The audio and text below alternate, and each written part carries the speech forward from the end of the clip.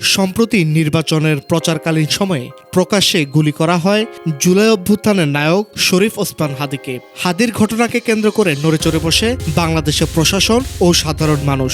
সকলের মনে ছিল একটাই প্রশ্ন, ফ্যাসিবাদ মুক্ত এই বাংলাদেশে কিভাবে হাদির মতো বিপ্লবীকে গুলি করে পালিয়ে যায় আততায়ীরা। দেশের আইন শৃঙ্খলা নিয়ে ক্রমাগত ক্ষোভ ও বিক্ষোভ করতে দেখা যায় বিভিন্ন রাজনৈতিক দল ও ছাত্র জনতার। গেল বছর থেকে হাদিকাণ্ড পর্যন্ত আইন শৃঙ্খলা বাহিনীর ব্যর্থতা নিয়ে ক্রমাগত প্রশ্ন উঠতে থাকে সাধারণ মানুষের মনে। ওসমান হাদিকে গুলি করার ঘটনার 2-1 দিন পরেই ধানমন্ডিতে এনসিপি নেত্রীর মরদেহ উদ্ধার করে পুলিশ।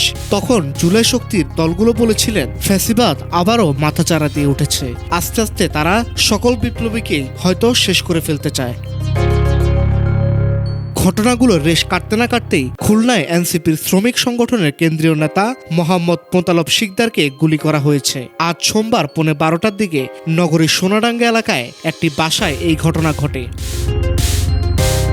এনসিপির খুলনা বিভাগের একজন সংগঠক একটি গণমাধ্যমকে বলেন, মোতালেব শিকদার এনসিপির শ্রমিক সংগঠন জাতীয় শ্রমিক শক্তির কেন্দ্রীয় নেতা। খুলনায় তার দলের একটি বড় সমাবেশ নিয়ে কাজ করছিলেন বলেও জানান তিনি।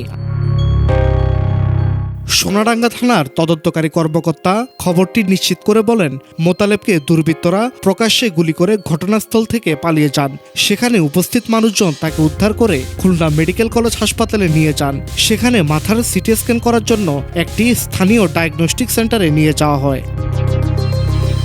খবরটি সামাজিক যোগাযোগ মাধ্যমে প্রকাশ হওয়ার পর অনেকে সরকারের ব্যর্থতা ও আইন শৃঙ্খলার অবনতিকে দুষছেন। আবার অনেকে বলছেন স্বৈরাচার আবারও মাথাচাড়া দিয়ে উঠেছে, একে একে টার্গেট করছে জুলাইয়ের বিপ্লবী শক্তিদের। এখনই এসব ঘটনা প্রতিরোধ করা সম্ভব না হলে আরও এমন ঘটনার সাক্ষী হতে হবে প্রিয় মাতৃভূমিকে।